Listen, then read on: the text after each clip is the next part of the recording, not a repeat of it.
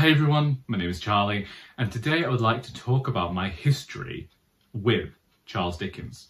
Specifically, I'm talking about my reading, but also the ins and outs and everything that has gone on with my reading of this Victorian author over the last 23 years.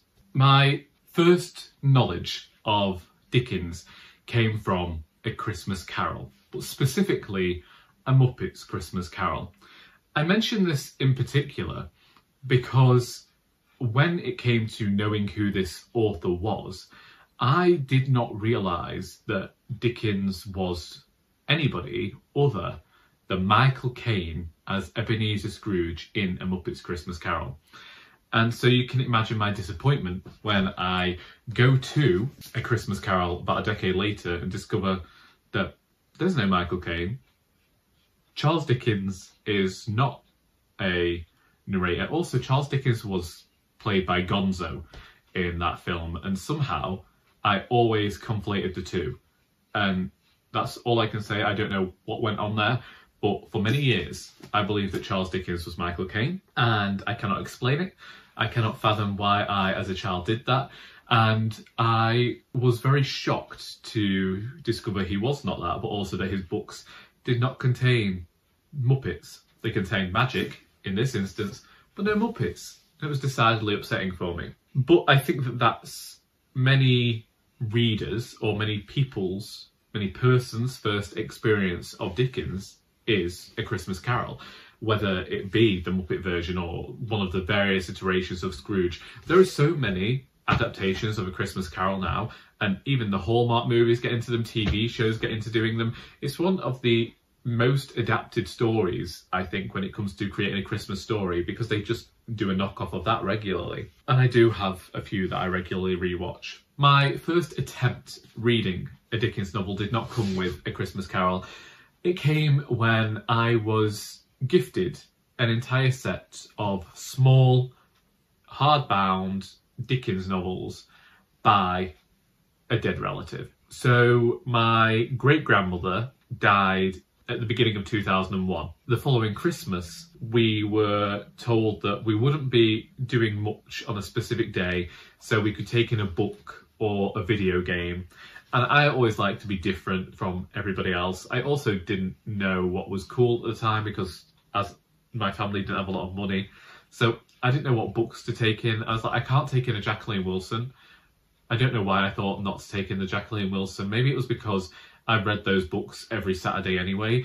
I think I just wanted to show off, but I think that I'd also got it into my head that Charles Dickens meant Christmas, and his name had become synonymous with Christmas for me. And because it was Christmas, I thought I'd just pick up one of his books. And so I went with Oliver Twist. This edition also features Great Expectations, which was something they did a few times with these, and they do a bind up together. But I can remember sitting there for a lot of the afternoon whilst we were allowed to read it, and I did not get very far into this book at all. It gave me a bad impression of Dickens. I wasn't the right age to be trying to read Charles Dickens at the age of 10. Yes, so this was actually Christmas 2002 that I was trying to read this. It was a bad choice. I should have taken in one of my favourite novels of the time, but I didn't do that. I didn't take in a book about a magical boy. I didn't take in Jacqueline Wilson. You know, the books that I read all the time. I tried Oliver Twist. And then I didn't go back to Dickens until I was in high school. So the BBC announced an adaptation of Bleak House, and I did not try reading this book then. I thought, no, you know, I didn't have the interest at the time to try this book. I know that when they announced an adaptation of The Old Curiosity Shop, that I took this book out of the school library, and then I never read any further than the first 4 chapters. And that is because it was in a first-person narratorial style that I was enjoying, and then it went to third person and I found it a bit too dense for myself to get through. Then they announced an adaptation of Little Dorrit, and it's only recently I have discovered that I did not read as much of this book as I assumed I had. I thought I had read this book from cover to cover. I have not. I made it to page 215 of this book when I originally read it. So all these years of thinking that I read Little Dorrit, I don't know what happened. I don't know whether I saw the adaptation and got the two confused with each other, but I've not read this book. I thought I had. I had the book, I sang its praises at the writers group. Yeah, I did not read it. Then in my final year of high school, a friend asked me what Dickens books I didn't have, and I said, well, I don't have Oliver Twist, so he got it for me. And that was,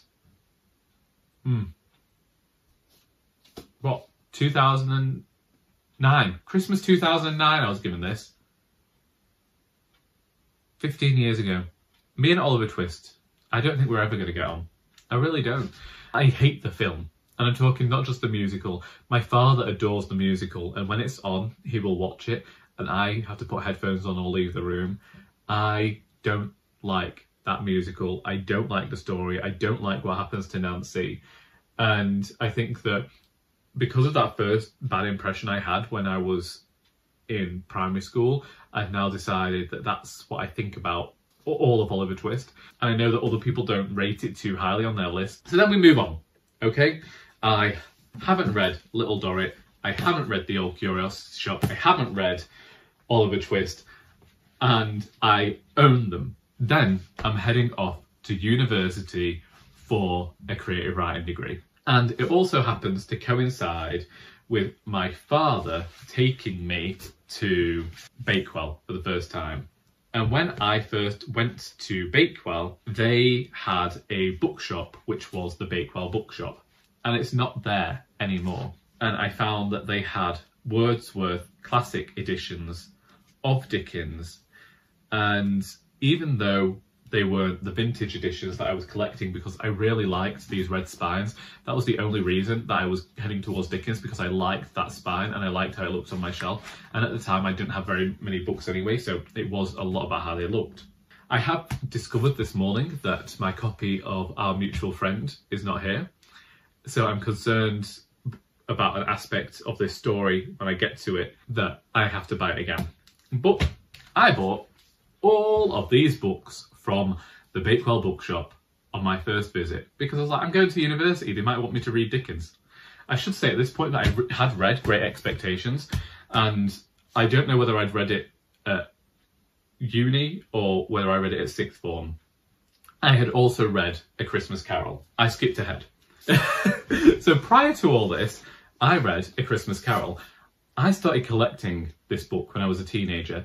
I would, if I saw that it was in Ghost Stories by Dickens or Christmas Stories by Dickens, I got those books. And I also bought a short one that I could take everywhere with me and read without worrying about it getting bashed up. And I got the Robert Ingpen illustrated edition that you will have seen before, because I tend to read this one every year now. My adoration for Dickens had grown slightly at this point because I did like A Christmas Carol and I had to read bits for English literature. Yes, so I had read Great Expectations at this point and I had read Dickens, and so my adoration had grown, which was why when I saw these books at the Bakewell Bookshop, I bought them. Then we get to a story I told you about recently, which was of Nicholas Nickleby, where I spent an entire year reading this book because I found out that the BBC was making a modern adaptation of Nicholas Nickleby. I watched the first episode and it was extremely cringeworthy. I don't know whether the actors went on to appear in anything else, but bringing Nicholas Nickleby into the modern day just wasn't good. But this book is the moment in which my entire opinion on Dickens changed, and I stopped looking at him as this author that had to be analysed, and I looked at him as an author who was writing to entertain. I dumbed it down for myself. I said this was basically a soap opera, and when I did that, completely changed my opinion, and I was able to read this. I found it fun, and I really enjoyed my time reading it, and I think that in reading this, I actually got to see some of the tropes that appear in a lot of Dickens' works. I really enjoy Dickens' writing. I think that there is a magnificence to the quality. I like his grandiloquency. I like how a sentence can disappear off into loads of different directions. I like the focus he has on plot and the twists that can come with plot. I like the way that he ends things. So yeah, I very much enjoyed that time. And I think This slow reading of Dickens was a good idea for me when I read this. A couple of years later, I read The Pickwick Papers. I listened to the majority of this as an audiobook, which you can probably tell because this book has not been read. And this was because it was when I'd first got an Audible account, and so I was only then getting books I already had on my shelves. I wanted to try listening to The Pickwick Papers because I also thought that Dickens had been written to be read aloud. I shouldn't have listened to this around the time that I did listen to this, because I made myself incredibly jealous, because I believe that Dickens was 22 when he wrote The Pickwick Papers, and this is a marvellous, humorous romp through Victorian England that I knew about because I had a cartoon version of it on video when I was younger, and that was one of the reasons that I wanted to read it, because I couldn't very much remember the film, but I could remember this guy. That image there, very stylistic of the person that we meet on the cover of the Pickwick Papers of the cartoon version. This is something that I do think I'll go back to in future, because I don't remember as much of it as I'd hoped, but I was glad to have read Dickens' first ever novel, and I think that's one of the reasons I went back, because I think at the time I had this idea that I was going to do them in order. That didn't happen. Now, next, I can't remember how it went. I can't remember whether I read The Old Curiosity Shop first or whether I read Our Mutual Friend first, but because I have The Old Curiosity Shop here, then this is the one that I will talk about. I read this and immediately called it my favourite Dickens. This was one that I have said about that it was the first time I tried reading Dickens at high school. And so I think that's why it held more of a special place in my heart when it came to reviewing the thing and calling it my favourite book. I think that there is a tragedy in here. There is a villain who's a real piece of work. Dickens is really good at creating caricatures, and yeah, I enjoyed this both listening to it and reading it. This is when I started that whole thing of reading and listening to Victorian classics. The Old Curiosity Shop was just a fantastic one to do that with. Yeah, this is at the point that I'm slowly starting to cement my adoration of Dickens as a writer, was with The Old Curiosity Shop. And then I went to Our Mutual Friend. Now, I had tried listening to Our Mutual Friend many years before I ended up listening to it, and I listened to it too fast and wasn't enjoying it, so I went back to the beginning with this one. I did that because Katie of Books and Things had talked about how this was her favourite Dickens novel and the many times that she had read it, and I thought, well, with such a strong recommendation, I ought to give it more of a chance. And my brother was moving to Northumberland, so I was going up in the back of my dad's Land Rover. It was going to be a 4.5 hour long journey to get there and the same back, and we were doing it all in one day. So I listened to the audiobook of Our Mutual Friend.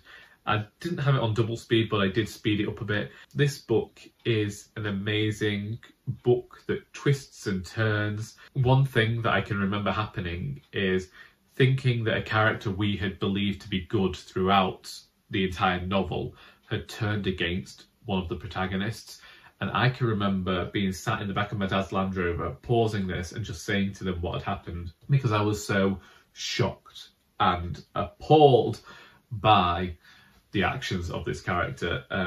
Everything got made right in the end, but that's one of the significant moments of my reading of Dickens that I always remember, just being sat in the Land Rover like, what the heck just happened here? Also, at one point I read A House to Let, which is by Dickens, Wilkie Collins and Gaskell, and I read another one where he collaborated with other people, and I didn't care for either of them. In fact, I thought I'd given this away, which from the cover, I can see the sticker where I gave it away.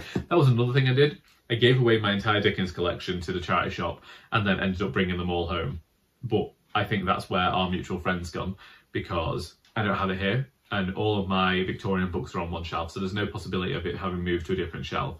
It must have been sold, and that's a shame. I will buy a new copy. That was what the intention was when I took them all to the charity shop, was I was going to get matching editions of them all, and then I never did. After Our Mutual Friends, that's where Katie and I differ in our opinions of Dombey and Son. Now, this is one where I think that if I were to reread it, I might have a better impression of it than I currently do. I did not read this book. I listened to the entire audiobook. And I think that an audiobook can make or break a novel. occasionally. And I think that maybe I got the wrong sort of narrator for this book. And if I were to go back, I think that I would try and read the physical edition of Dombey and Son. My problem was the way that Dombey treated his daughter. I never got over that, but I think maybe reading it as an older person and looking at the nuances and everything there, I might appreciate it more. So at the moment, I don't like this book, but there's every chance I'll go back and read the physical edition and have a different impression than I currently do. Also, at some point, I read Martin Chuzzlewit. This was one where I was sat... I did actually read this physical edition up until a certain point, because you can see where I broke the spine many times. And I could remember going into a cafe after the mother and I had bought my books from the Bakewell bookshop and really finding it humorous in the first paragraph. As no lady or gentleman with any claims to polite breeding can possibly sympathise with the Chuzzlewit family without being first assured of the extreme antiquity of the race, it is a great satisfaction to know that it undoubtedly descended in a direct line from Adam and Eve, and was, in the very earliest times, closely connected with the agricultural interest. Reading that back, I have absolutely no idea why I found that so flaming humorous, but I did. And yeah, on the back it says Dickens' funniest novel, and I have to agree, I found this book really humorous.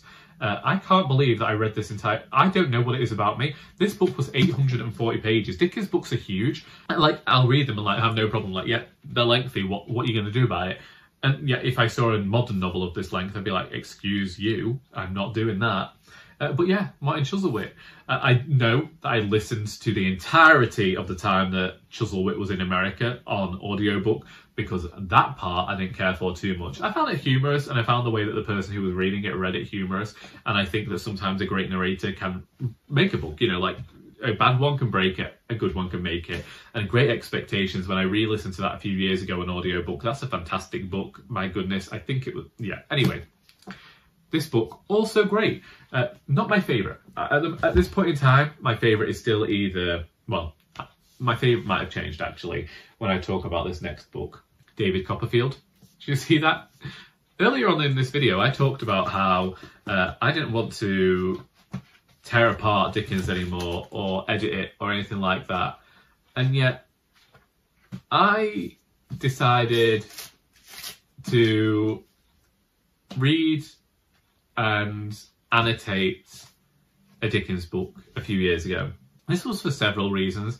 A lot of people were annotating books on YouTube and highlighting them, and I was doing like the same sort of thing and sharing my thoughts. Like, I like the first one I've got here. Iconic first line. Does Dickens have an obsession with clocks because of the Old Curiosity Shop and Great Expectations? There's also a lot of stuff going on with spirits and magic, so I highlighted anytime something like that went on. And also, like, just making notes. Here, bravo, Miss Trotwood. I'm telling you, Dickens is obsessed with clocks. I don't know who I thought I was joking with, but Charlie the Reader was joking with somebody here. I did get a lot out of annotating this book, and I was set in... I really liked Betsy Trotwood. Betsy Trotwood for the win here. Yeah, I definitely liked Betsy as a character. This is definitely at the moment my favourite Dickens, just because of the annotation and the way that I got so involved with the book. And the reason that I did this as well is because it was a cheap edition, and so I felt like I could. And if I was going to annotate another book that I owned, I'd want to get a cheap edition of it and do the same. It worked well for me to do this because I separated it over 20 days and read the section that I had to read over 20 days and annotated it. And separating like that was a good thing for me to do. I still think it's very sad that Steerforth and David didn't get into a relationship with each other. I said here, started reading the 1st of September 2020 and finished reading on the 20th. Chapter 55 is the best, apparently. What was chapter 55? I left a note where I bound the entire thing with one post-it note saying, "This chapter is breathtaking, with some of the most tense prose I have ever read. It is completely unexpected, but perhaps influenced by the many blanks of the period. The urgency in the prose is palpable." I know what happened in chapter 66 now. That's not chapter 66, it's chapter 55. Chapter 55 is the best on page 60, yeah. Just adore this book so wholeheartedly because of the interaction that I had with it, and I would like to do that again with the Dickens one day. I don't know what. I considered doing it with Oliver Twist, but then I don't like I had this bad impression of it. And then we get to Bleak House. My goodness, my problems with Bleak House could fill an entirely different library. I got to page 300. That was reading it and listening to this book. I have read or listened to this book many times over the years to try and get through it. I think my next idea is to try and get a different edition and read that. I got this for 99p from Age UK in Bakewell. I can remember it because I'd found all these books but not Bleak House, and then there it was at Age UK. And I thought, oh, I do like the font in here because it's nice and separate. And for whatever reason, I get so confused by this book. I don't know whether it's the fact that it has two different narrators, so when I was trying to listen to it on audiobook, that didn't work. But I end up trying to read this book and I am unable to get through it because it confuses me in the same way I get confused by Jane Austen. It just goes completely over my head. It feels obtuse and I don't remember any of it.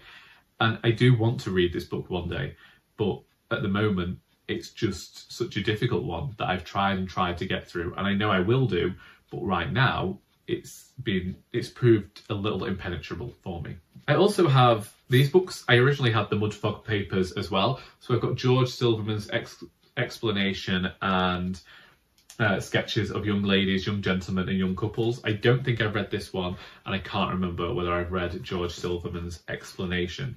They were released by Alma Classics, whose editions I do really like. It was just that I was getting rid of all my Dickens books and thinking I'd just get them out of the library when I wanted to read them, and the Mudfog papers sold, and it seems that our mutual friend also sold. Here we have the Dickens that I haven't read. Oliver Twist we've talked about.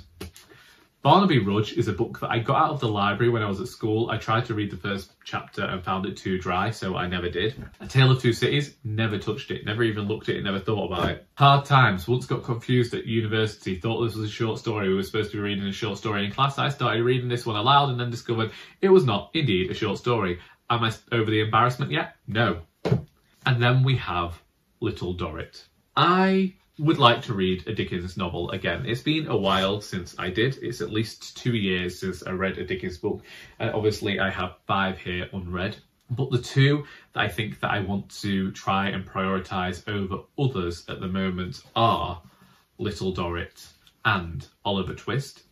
So unless you think I'm going to get something huge out of the other 3 that are unread, I would like to open it up to you.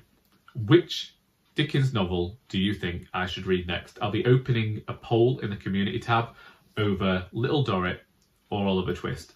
I might also ask on Instagram and in other places, but that's where we are right now. Do you think that I should try and get over this avoidance of Oliver Twist, which is a book that I have maligned since I was 10 years old or 9 years old? I can't remember, but I was young. Or Little Dorrit, which up until I got this book off my shelf, I thought I'd already read.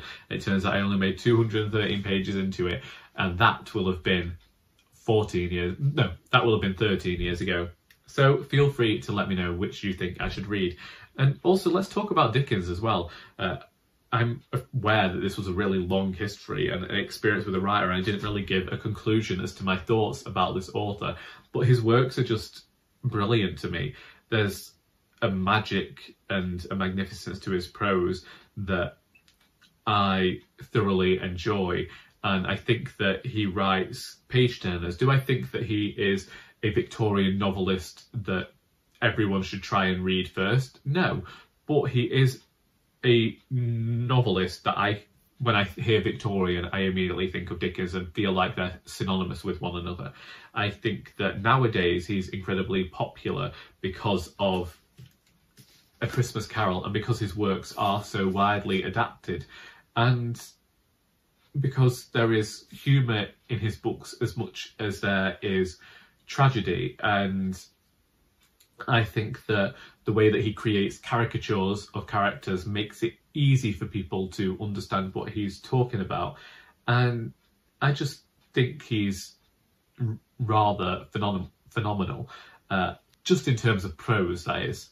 As a person, I'm aware he did some pretty terrible stuff.